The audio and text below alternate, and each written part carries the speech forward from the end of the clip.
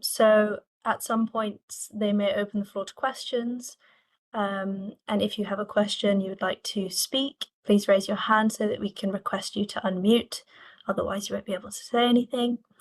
Also, if you don't want to speak, you can put your messages in the chat and we'll try to get to them as well through message. If you need any help, please send myself or any of the other co-hosts a message for technical assistance. And at the end of this webinar, we would appreciate if you fill out the survey so that next time we can be even better. And with that, I'm going to hand over to, I believe, Kishore is first. So welcome to the event. Okay, yeah, thank you very much. Yeah, Kishore-san will be the first presenter. Good morning, good evening, or yeah, good afternoon, everyone. So my name is Mrs. Asari, the colleague of the Waste Management area. I'd like to warmly welcome to all participants to this session, and I'd like now to invite the co-lead of Waste Management area from Ministry of Environment Japan. So, are you ready?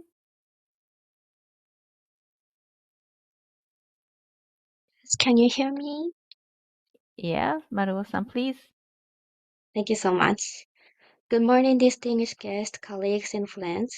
My name is Akiko Maruo, representing the Ministry of the Environment Japan, the co-lead of the waste management area of the Global Mercury Partnership. I am very pleased to welcome you all to today's virtual side event entitled Advancing Mercury Waste Management Solutions and Actions. This event takes place in the lead-up to the sixth meeting of the Conference of the Parties to the Minamata Convention on Mercury, and it provides an excellent opportunity to reflect on our initiatives and the progress made. Moreover, we aim to discuss the next steps in advancing sound mercury waste management globally. The Global Mercury Partnership Waste Management Area, or GMP-WMA, plays an important role in promoting the objectives of the Minamata Convention by bringing together a wide range of stakeholders, including governments, industry, academia, and non-governmental organizations, to exchange knowledge, share experiences, and promote practical solutions for the environmentally sound management of mercury waste. Today's event will include an introduction to the activities of the GMP-WMA, the presentation of a fact sheet on the oil, gas, and sector, and an introduction of an initiative in the health sector. These topics highlight our efforts to address mercury management challenges across different sectors and to share tools and experiences that can support countries in implementing the convention. Although we have a limited amount of time, I encourage all participants to actively engage in the discussion, ask questions, and share your views. Your insights and experiences are vital to strengthening our collective efforts and to ensuring that our work continues to deliver real, measurable impacts on the ground. I look forward to an informative and stimulating session, and I hope this event will also serve as a valuable opportunity for networking and collaborating among all participants as we work to tackle the issue of sound management of mercury waste. Thank you very much. Okay, thank you very much, Akiko-san. So, yeah, we will now move to the presentation session. So, please note that after each presentation, so I will take a few short questions, just clarification. So, if you have any questions or comments, please feel free to write them in a chat box during the presentations. But at that time, if possible, please write your maybe we can distinguish your name, but please write your affiliation as well. And we will do our best to address all of your comments. And after a short Q&A session, after all presentations, I hope that we can do some dialogues, discussion time. Okay, so the first, I'd like to invite Mr. Kishore, representing the Secretariat of the Waste Management Area, to present on the activities of our area. So Kishore-san, please.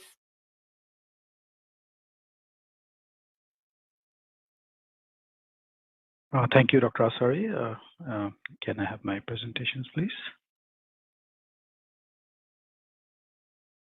Thank you. So thank you for the, can you hear me well, Dr. Asari? Yeah, good. Yeah. Okay, perfect. The slide is So, okay. Yeah. Okay, perfect. So by the way of introduction, actually, and I am the Secretariat of the Global Mercury Partnership Waste Management Area. And I would like to welcome everyone to this event today. And I would like to briefly first provide an overview and activities of our partnership area. Next slide, please.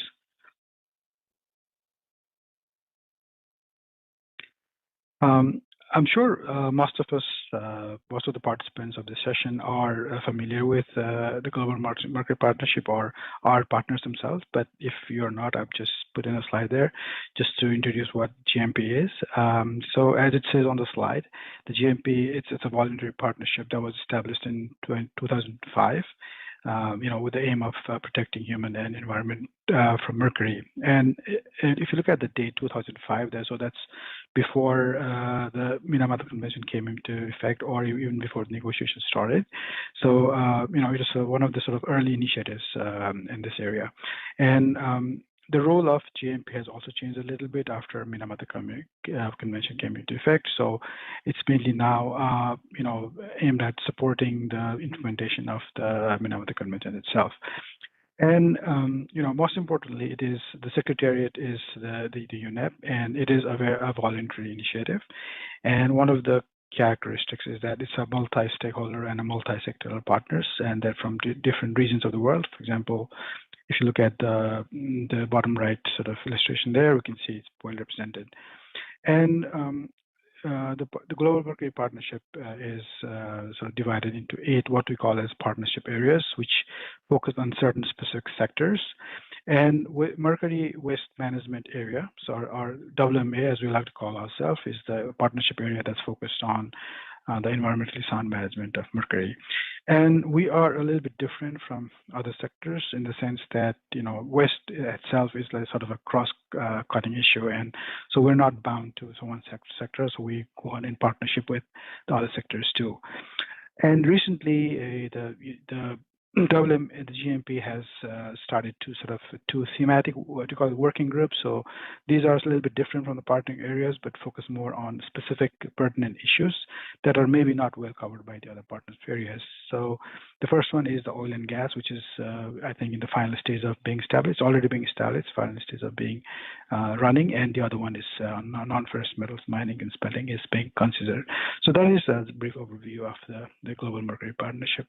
Next slide, please. And coming back to waste management area, like I said, it is one of the partnership areas. So we are the one that focus on mercury waste, and we had the largest number of partners among the Global Mercury Partnership. And as you can see, there's a good mix of stakeholders. So it's not only, for example, governmental, but there's NGOs, industries, private firms, scientific community. So it's a very good mix, and we have a good geographic balance also. So it's like a sort of a divergent group of stakeholders in a voluntary working voluntarily on the issue of ESM of mercury waste. Next slide, please.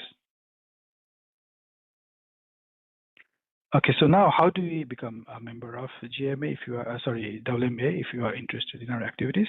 So the Global Mercury Partnership has recently shifted to something called a soft membership model. So until now, I explained that we had 8 partnership areas. So if you were a member, you had to sort of be a part of one of these partnership areas. But now, because most of our work is online, and now you can be a part of multiple partnership areas. So if you are interested, or if you're already a member but want to be involved in waste management area along with other partnership areas, what you need to do is go to the website of the GMP, or there's a link right there on the bottom right, and there's a registration form which you need to fill out. And if there's a box that says Mercury Waste Management, if you click that, then we can get the ball moving forward. So I hope if you're not a member, then you'll please join us going forward. Next slide, please.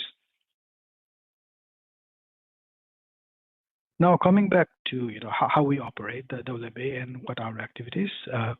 So WMA has two co-leads. So Dr. Asari, who is the moderator today, she's one of the co-leads, along with Ministry of the Environment, Japan. So those are the two co-leads. And the firm that I represent, AX Research Institute Limited. So me, myself, and my team, we are the secretariat. So we support the co-leads in the various activities of the WMA. And our objective of the WMA is to promote the ESM of mercury waste. So we do this by threefold. So one is a development and dissemination of technical information materials, and second one is supporting capacity building and awareness raising, awareness raising among various stakeholders, and finally, like providing specific solution both at the global to the local level. And our activities, I'll be talking about them in the following slides, but just wanted to mention that we have two meetings yearly. That's virtual. So during this meeting, we invite the GMP Secretariat and also the Minamata Convention Secretariat to sort of provide us update with any sort of new initiatives in terms of waste management. And we also conduct webinars and some other activities which I will be talking in the following slides. Next slide, please. Okay, so the first one is the catalog of technology and services on mercury waste management. So as you know, the problem of waste management, mercury waste management, is sort of a global problem. But the reality is that only a limited number of facilities are actually capable of treating mercury waste in an ESM internationally. So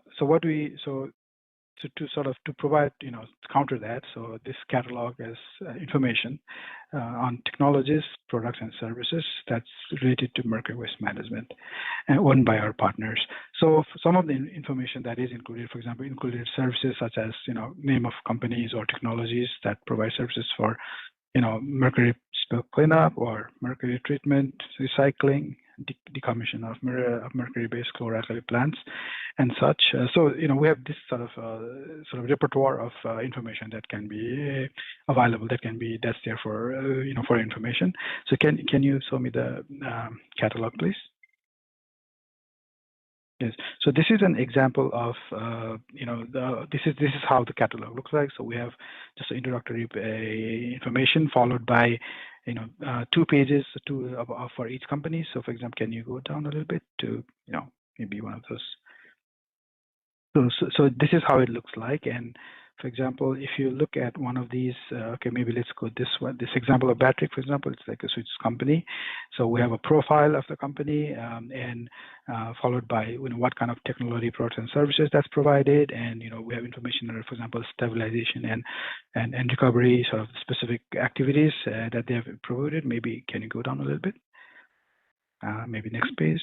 Yeah. And then we have sort of special attributes for that company and applicability, in what cases their technology can be applied, with some sort of photos there. And lastly, there's at the bottom there's some contact details of that you can contact if you have one more information out there. So I'll just give you an example of Batrick, for example, but there's a list of that other companies also there. So can you go back to the presentation, please? Thank you.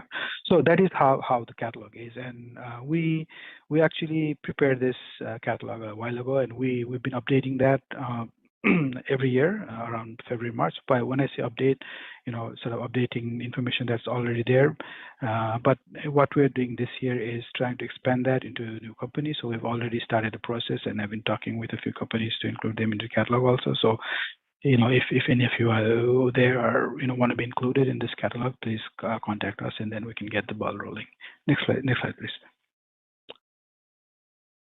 Yeah, so the other activity is what we prepare something called a fact sheet. So these fact sheets they are like a technical document that provide practical information that is common to a specific mercury waste stream. You all of you may know about the technical guidelines for the environmental management of mercury waste that is developed by under the Basel Convention. So that is a general document that covers all mercury waste. So the fact sheet are sort of more specific to certain waste streams. So this would be considered as like a technical note that you may wish to refer to, in conjunction with the Basel technical guidelines. And we have already developed fact sheets for non-electronic measuring devices. And the oil and gas sector, the fact sheet for the oil and waste from the oil and gas sector, it's almost finalized. So we're awaiting final comments on that. And the next presentation by David, who's one of the authors of the report, he'll be talking further about that. And we're also talking, in the next few months, starting to work on other waste streams. So just to give you an example, can you go to the next slide, please? Yes, this is how the facts. This is just sort of a snapshot of what it looks like. So if you see on the left, there's information about products. This is the one for non-electronic measuring devices. So what kind of products are there? How much mercury is included? What is the classification of the Basel Convention? How this should be handled and separated? How this should be collected and so forth. So this is the fact sheet that we've been working upon. Next slide, please. So the other activity that we've been just started is operationalization of what you call as an online consultation desk. So this consultation desk is, for example, let's say you have a problem about you have mercury waste, you don't know where to sort of go on in terms of its sound management. Then you can inquire with the WMA partners. So that the process starts with you filling what is called is issue identification sheet, and then with the WMA secretariat, we review that, and then we send it out to our partners who may have expertise on that field, and then we do a matchmaking sort of activity there, and we have compiled biodata of interested WMA partners who can provide that expertise, and we already have a list, and we are in the process of expanding that, and we hope to make this available in the coming months. Next slide, please. So this will be my last slide. So other activities that we've just started working on recently is we're trying to compile a case studies of transparent movement of mercury waste with the aim to provide practical information on transparent movement of mercury waste, such as what the experiences was, what were the challenges faced, what were the procedures that had to be followed, and what are the lessons learned. So it is not like a statistical sort of number, but more like a sort of guidebook for what others went through, so that people can learn from it. So we're actually looking for information on this, and any information from that you can add to would be appreciated. And also, we also provide, the WMA partners also provide input to the capacity building material of mercury waste management that was prepared by the Miramata Convention Secretariat. And lastly, we also collaborate with other participant areas on organizing various webinars and such. So I will be ending my presentation there. If you want to reach out to us, there is our email right there, wastemanagement@axri.co.jp, and we can. I'm looking forward to corresponding with you all. Thank you very much. Okay, thank you very much, Kishore-san. So, do you have any questions or comments on this? So, as we mentioned before, please don't hesitate to input the chat field, and we will ask. We will read, or we will allow you to talk directly. But do you have any? Maybe. So after the all presentations, hopefully we will make a Q&A or discussion sessions.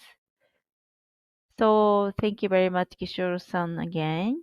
And I want to invite the next speaker. So Mr. David Hunter to present the facts on market risk from the oil and waste sector. So, David-san, are you ready for your presentation? Hi there, thank you very much. Yes, I am. Let me just share my screen here.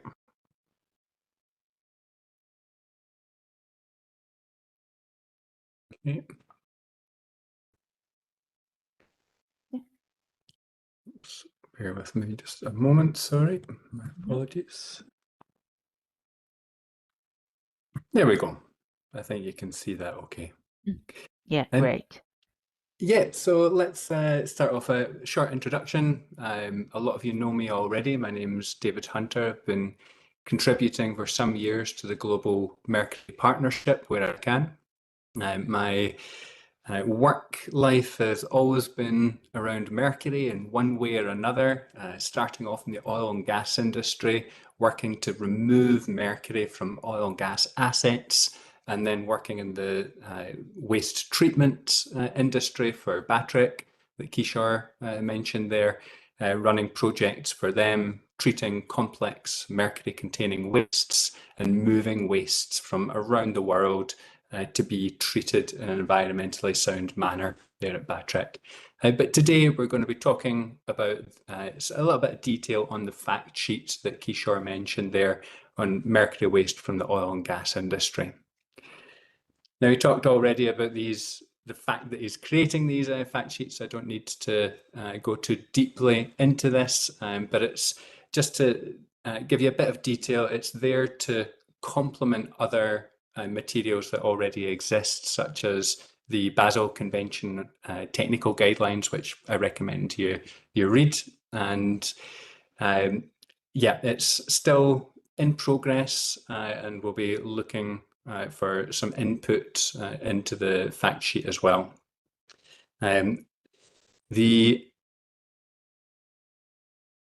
Let's talk just a little bit about mercury in the oil and gas industry.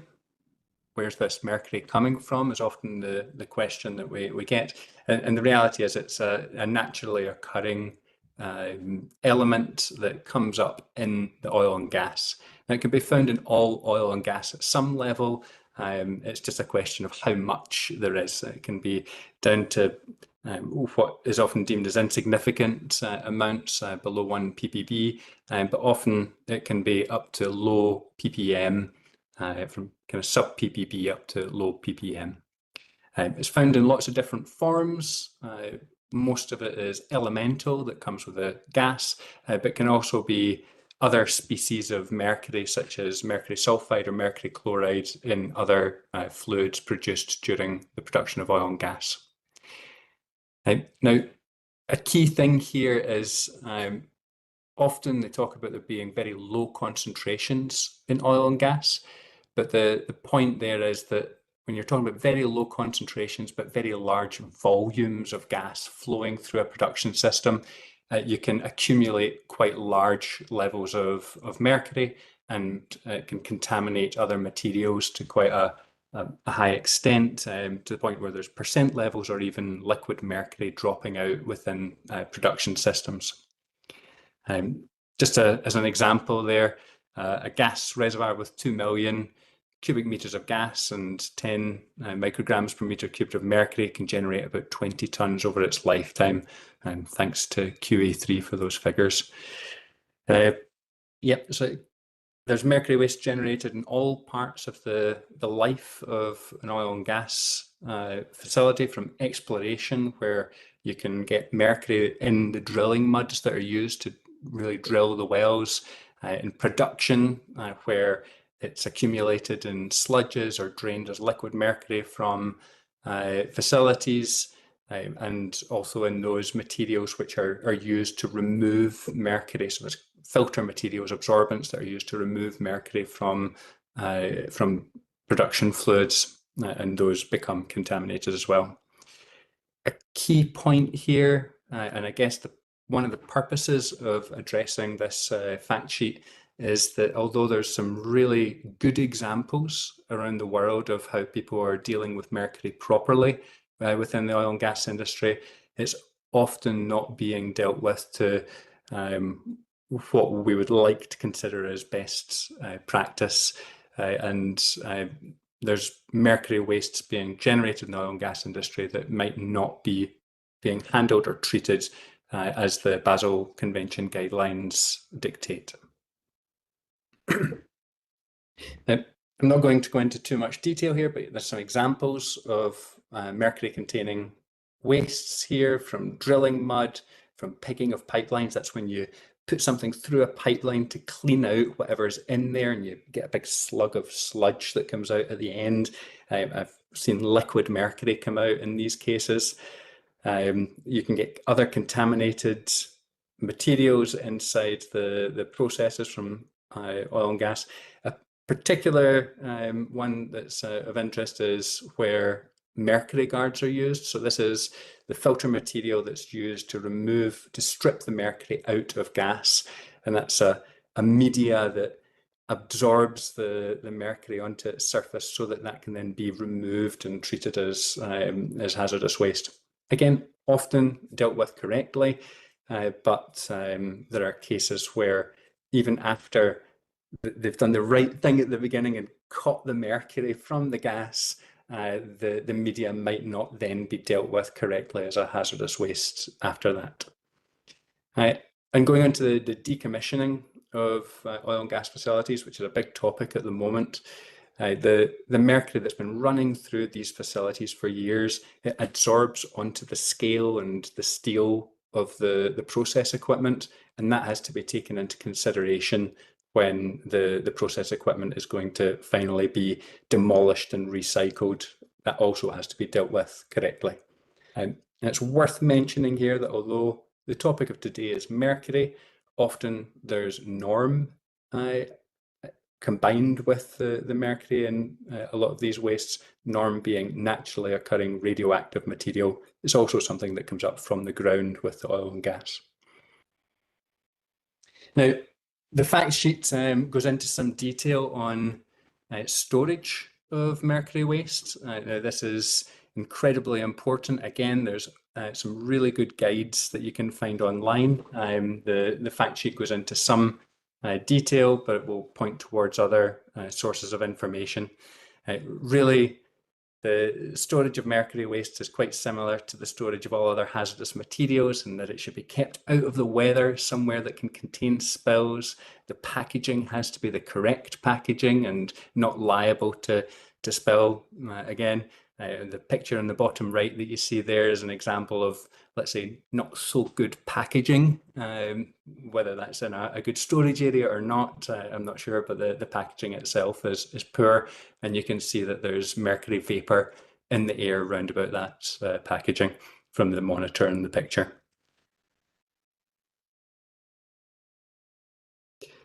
Now, continuing on packaging and looking a little bit at transport as well, this is equally as important as the storage.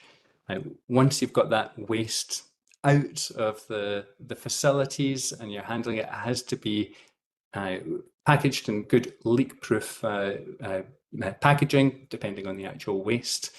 And then if you're going to be transporting that, you've got to look at both the national and international laws that come into play.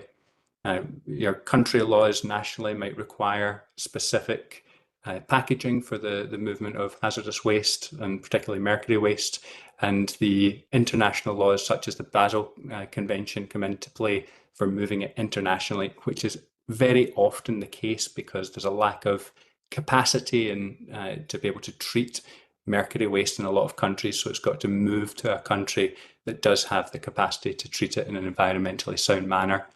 And for that, you've got to meet the standards that are necessary for road and sea transport. That's ADR and IMDG. Have the right labeling requirements. Make sure your transporters are licensed. And it does seem like a lot, but there's companies out there who are quite experienced in doing this.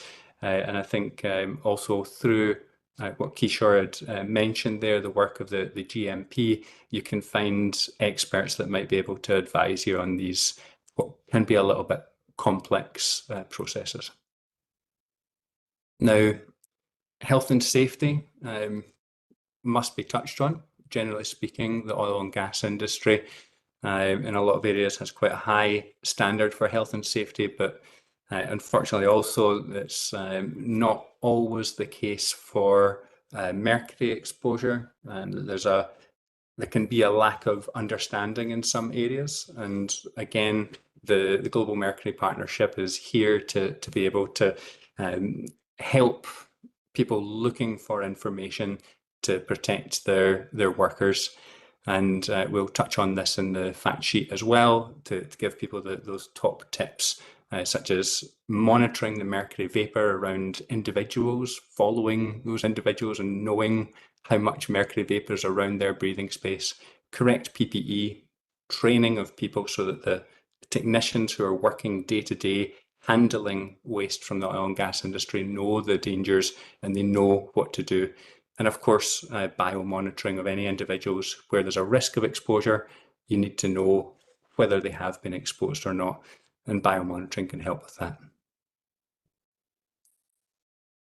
Talking about treatment of mercury waste from the oil and gas industry, now there's not one treatment method, there's not one treatment facility, because as soon as you're talking about mercury waste, you're talking about every type of waste you can imagine that has some mercury in it, right? Like as long as it's got more than 15 ppm of mercury as defined by the Minamata Convention, it's mercury waste. So the way that you go about treating PPE that is contaminated with mercury, so protective clothing that's contaminated with mercury, or filters, that might be a different way to treating activated carbon that has been used to filter mercury from gas, and that would be a totally different way to treating oily sludges that contain mercury and norm. So there'll be some information in the fact sheet that helps to define the best practice in treating a lot of these wastes.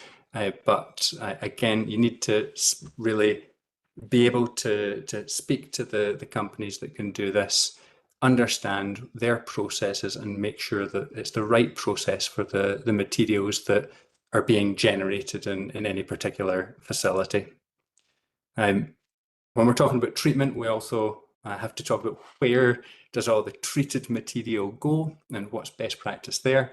And really, we're trying to recycle as much material as we can from the oil and gas industry. That means oil, where possible, should go back into those tanks and get used and not be wasted or turned into CO2 without gaining any energy from that. There's copper in a lot of the absorbents that get used to remove mercury from the oil and gas industry, which has a lot of value, particularly as we're trying to transition in our energy. People need copper. It's a real shame to see that wasted through a poor treatment process.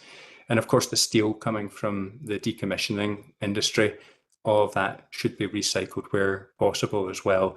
Again, that's not always happening, unfortunately, in the industry through lack of capacity and also just economic factors, which should be highlighted and dealt with.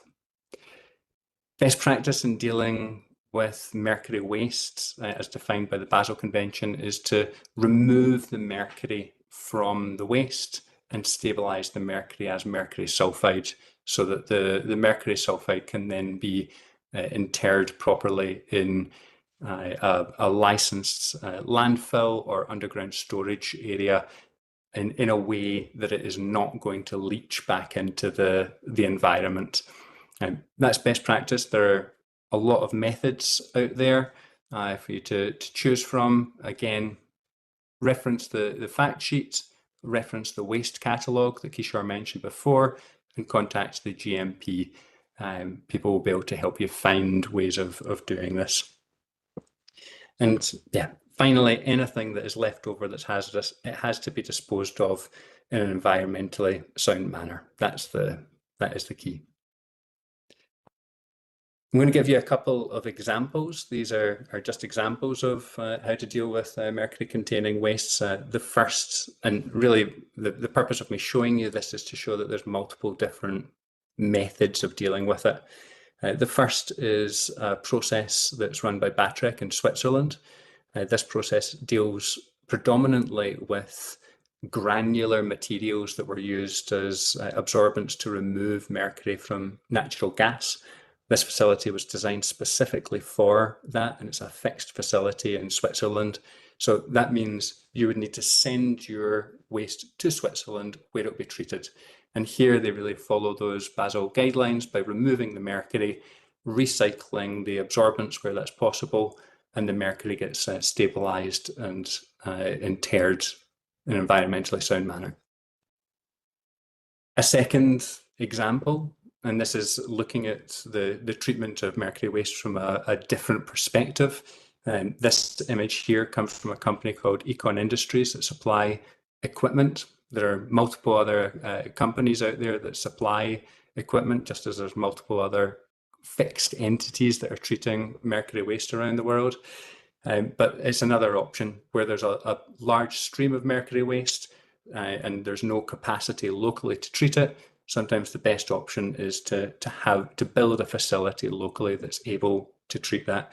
This facility here specializes in the treatment of sludges and can remove the oil and mercury and separate those from complex sludges so that they can be stabilized or recycled, depending on what we're talking about. And here's an example of the permanent storage of mercury sulfide. Again, this is just an example, but in Europe, they use underground or former underground salt mines in Germany, which have been converted to be permanent hazardous waste storage facilities. And there's a number of companies around Europe treating mercury wastes that convert the mercury to mercury sulfide and then send that mercury sulfide to be interred underground permanently. Again, that's an example of best practice in accordance with Basel. The reality is best practice is not always followed. Now, the fact sheet itself, we have been working on that for some time. There's been input from experts around the world, which have been really appreciated. The fact sheet's in, let's say, a late draft stage, but we'd be really interested in getting input from anyone in the industry or who has some expertise on this. And if you contact the email address on the page there, maybe someone can drop that into the chat. If you give us just a note of your interest before the end of this month, then we can have a little bit of feedback on the fact sheet and see if there's other inputs, or if you see something that's not been highlighted that you feel ought to be highlighted, it'd be much appreciated. The final fact sheet is due to be published in early 2026. Now, I'm just going to click across here onto the fact sheet itself and let you see that. So here's the format of the fact sheet. It's got some detail giving you background on the generation of waste, the types of wastes that can be expected from the oil and gas industry. It's by no means exhaustive. There's always another type of waste, but these are the main ones which we've seen and understand. Some information there about mercury in steel, why that's an issue when really when you're dealing with mercury impacted steel. There's a couple of primary issues. One is when you're cutting that steel up, it heats up the mercury, evaporates into a cloud and can cause exposures of personnel who are working round about. And secondly, once that steel's been cut into sections for recycle, if it still contains mercury and goes into an electric arc furnace for recycling, where they're not prepared for the amount of mercury that is being given to them or not licensed to be able to do that, it can also cause a cloud of mercury vapor, which can result in exposures and contamination within smelters. We've got some details there on classification of wastes, including common UN numbers, Basel Convention annexes, and some details on global harmonized system as well. Some tips on handling and separation, but again, for this, it's very specific to the outlet that you've chosen to treat the mercury waste. So they might have some very specific requests for you on how to deal with any particular waste or how to separate it. Packaging, transport, storage, and some details there as well on specifically on mercury guards, which are very common high volume wastes there. Just go back to this one here.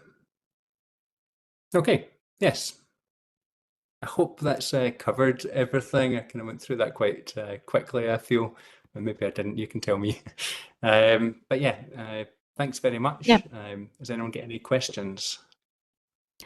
Yeah, thank you very much, David.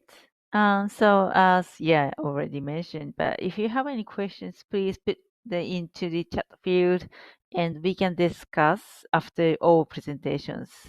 So David, again, thank you so much. Yeah, so Thank you please very much. wait for a moment for the discussion. Okay, so next, I would like to invite Miss Janina. So can you make presentation? Okay, are you ready? Yeah, thank you. Hi, everyone. Good evening from the Philippines. Okay, so my name is Janina from the Environmental Management Bureau of the Department of Environment and Natural Resources. And I'm pleased to share the Philippine experience on mercury management, particularly in the healthcare sector through the Philippine Healthcare and Mercury Waste Management Project.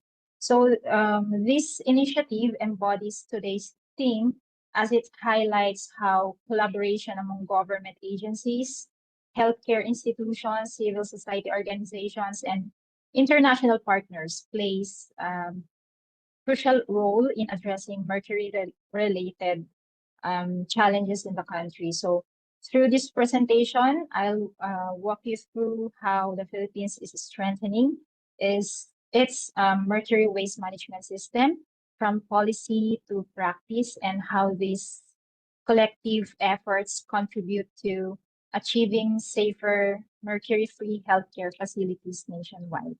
So next slide, please.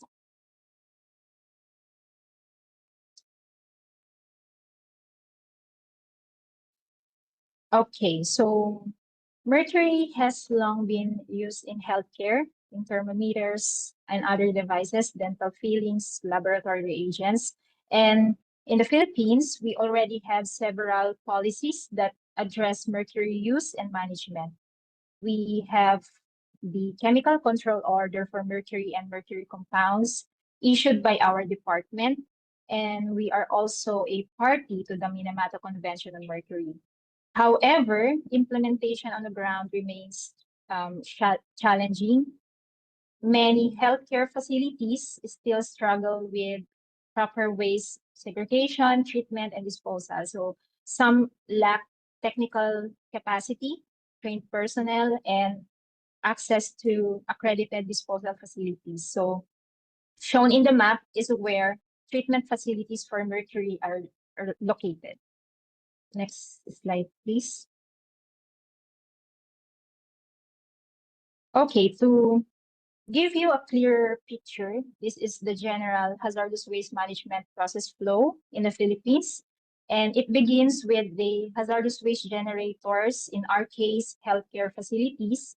These wastes are then handled by registered transporters and brought to treatment, storage, and disposal, or TSD facilities for processing. However, for mercury waste, our local capacity remains limited. Most facilities can only do pre-treatment and store and temporary storage.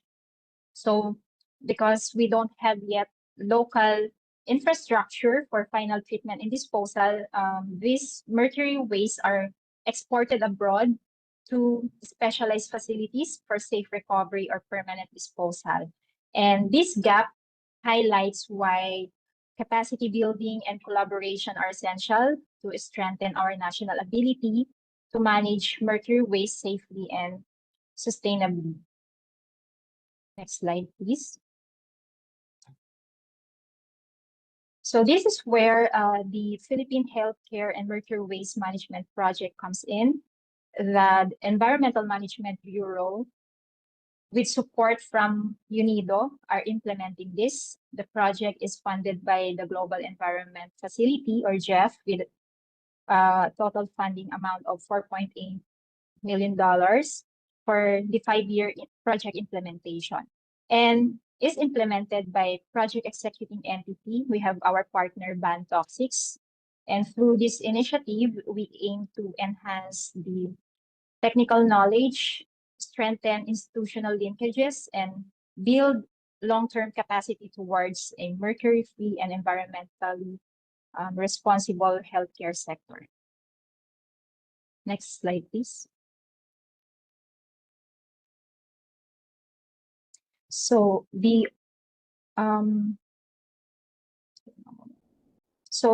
overall goal of the project is to support the improvement of healthcare waste management policies, regulations, and standards, as well as to develop and introduce alternative treatment technologies for healthcare waste. So this includes the reduction of unintentional persistent organic pollutants, or UPOPs, and the management of mercury-containing products, and mercury waste in health sector. And it focuses in 4 components, which are the management of UPOPs for component 1, the management of mercury waste for component 2, legacy stockpiles and proper disposal of mercury remain a challenge, that's why. And the project will also focus on enhancement of technical and management skills of various stakeholders, as well as awareness raising and knowledge sharing for component 3, and monitoring and evaluation under component 4. Next slide. So this slide summarizes our key areas of intervention.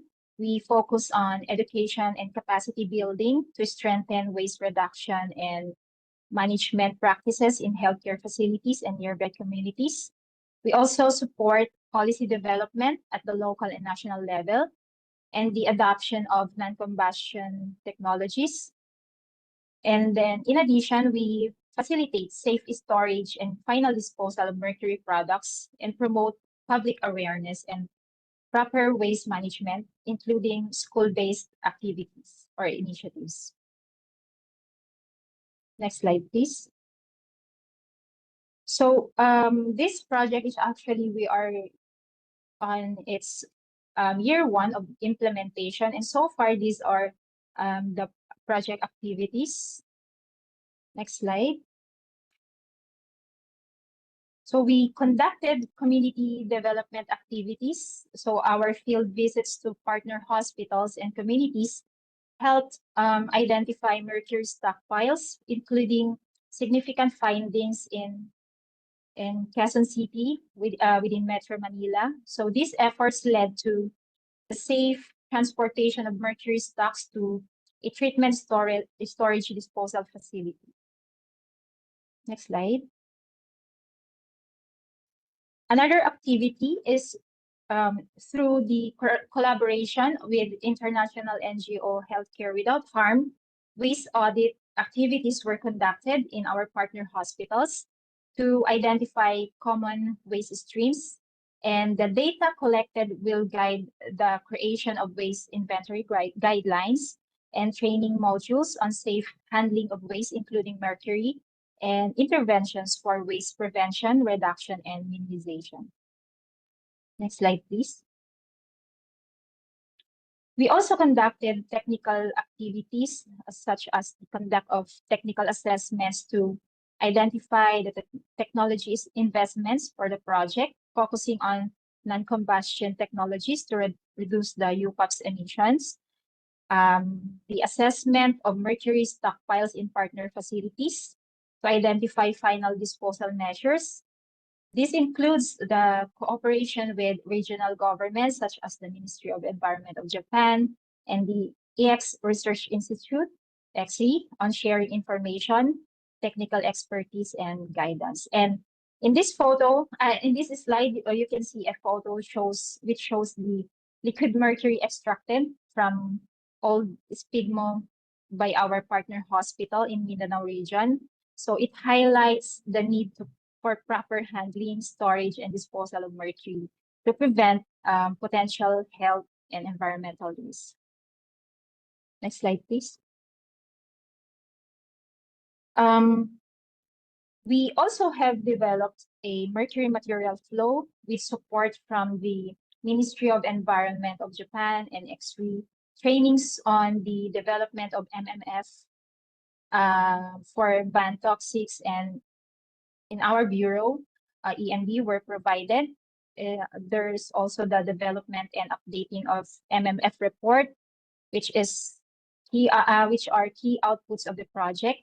So the MMF for 2022 is expected to be finalized within the year, which can support the Philippines' reportorial duties to the Minamata Convention. And in terms of like training workshop for the safe handling of mercury and emerging technologies for mercury management, it was held twice during the project implementation, so far during the project inception workshop and the first national workshop in partnership with MOEJ and Nomura Kusan. Next slide, please. So this is the national level MMF diagram developed with guidance from the Ministry of Environment Japan.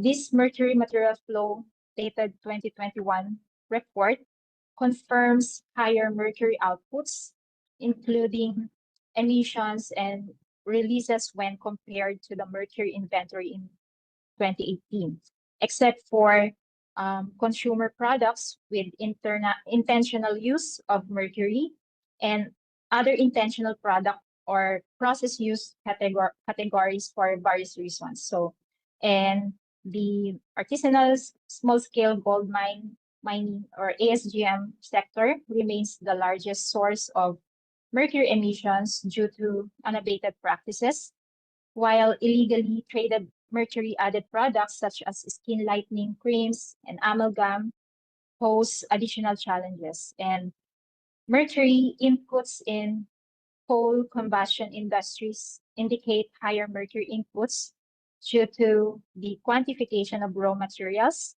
and byproducts with mercury impurities, implying current measures in controlling mercury emissions from these industries may be insufficient to manage releases into the environment. Next slide, please. Now, in addition to the technical interventions, the project also includes a strong communications and advocacy component. So this ensures that information, education, and awareness on mercury and waste management reach both the healthcare workers and the wider community. So far, this year, we during the Zero Waste Month celebration, we convened local government stakeholders to explore potential collaborations for improving community awareness on healthcare waste and mercury management. And in September, we gathered representatives from healthcare facilities to introduce mercury management concepts and develop communication plans to strengthen their hospital level awareness on waste reduction and mercury management. Next slide, please. So I think this is my final slide. So this project underscores the value of collaboration among government agencies, civil society, international organizations, and local community.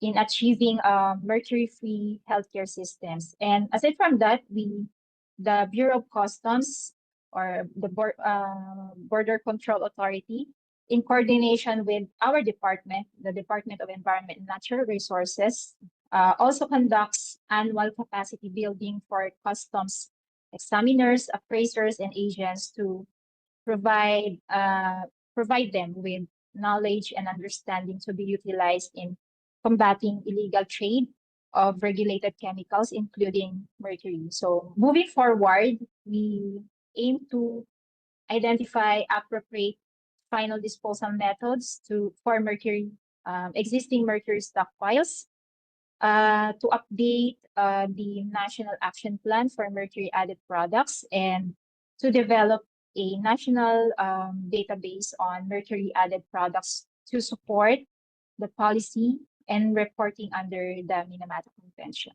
So next slide. I think that's it.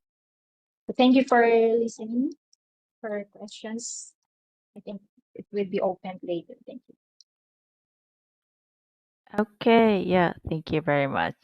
Very, I was very impressed with your presentations.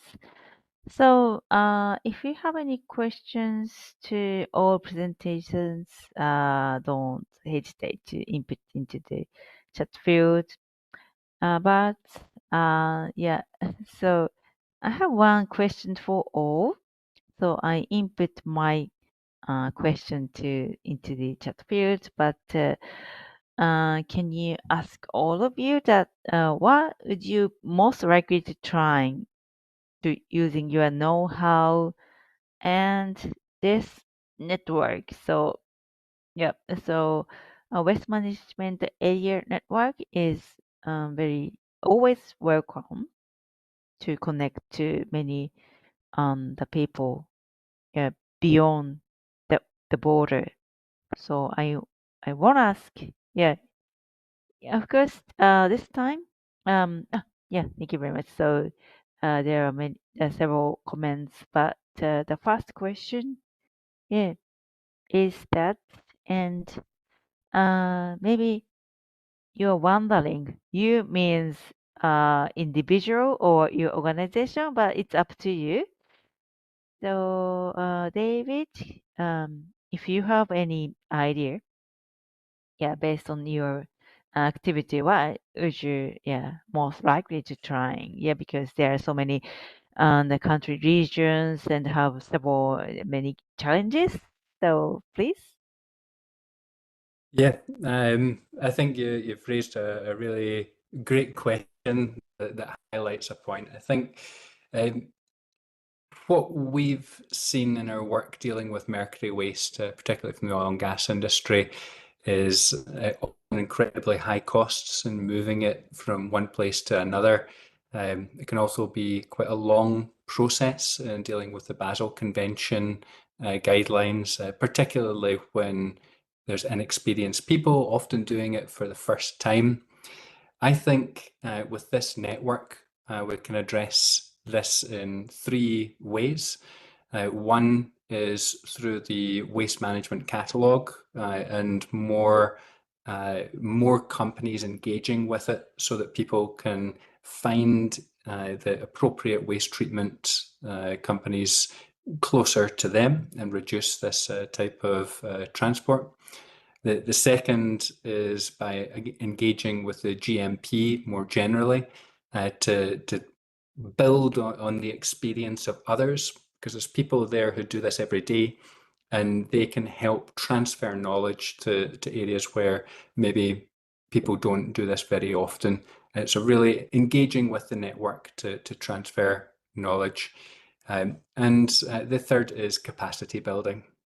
And capacity building means a lot of things. It means maybe having a regional facility that can treat materials in an environmentally sound manner, but also in developing the knowledge to be able to safely handle, separate, store, and move materials to another place. So really engaging with the network to develop capacity, I think is the key there. Thank you for the question. Yeah, thank you very much. So, next, Kishore-san or Akiko-san, if you have any comments or ideas, please. So thank you, Dr. Asari. I think David already mentioned some of the points that I was already trying to make. If I may just add a few points just from WMA point of view. So Minamata Convention, obviously it's like any other MEA, it's a government-run initiative. What I mean is, the decision-making part, it's government is more involved. Whereas, and although there is participation of observers in that also, but for example, global market partnership and waste management area is an area where anyone can participate, and even with small questions. For example, some of the initiatives that I mentioned, the consulting desk that we are, you can come up, share the network and the accumulation of knowledge that we already have. So I think from that point of view, having this port, information sharing sort of platform, if you will, is probably very beneficial. Thank you, Dr. Asari. Okay, thank you very much. So, Yanya-san, any comments, request, or additional idea if you have, please.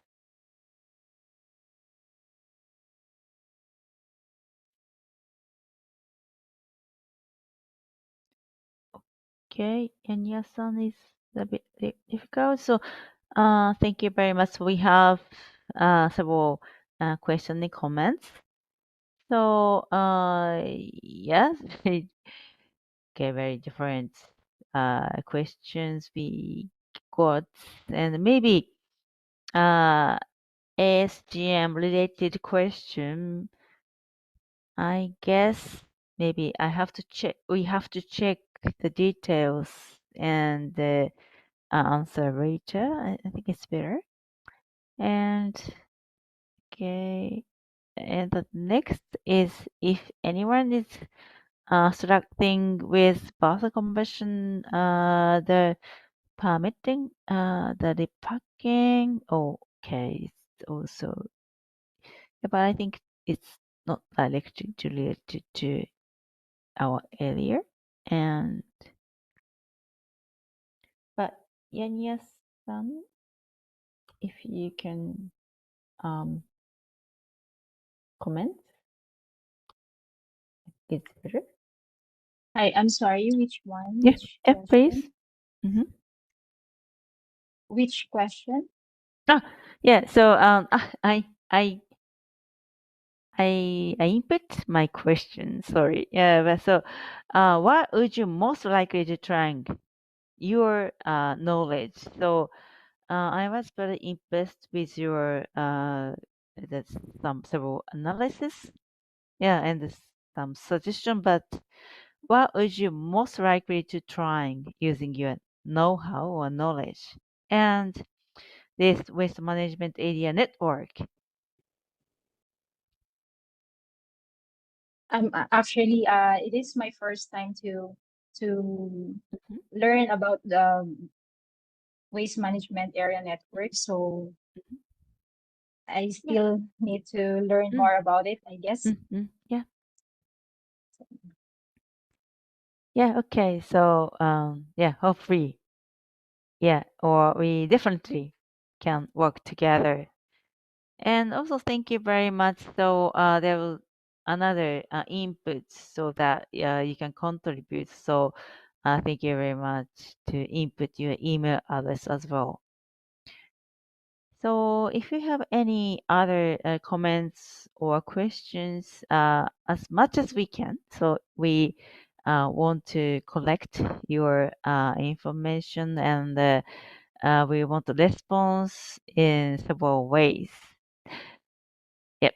So thank you very much again for all presentators. So please, yeah, we deeply appreciate your presentation and Q&A session. And I heard that we cannot expand in 5 minutes. So thank you very much to all speakers and the participants. And also thank you very much for your very the polite collaboration. So we want to close this session, but our connection or our cooperation will start from this time. So thank you very much again, and I want to hand over to the secretariat of that session. Thank you.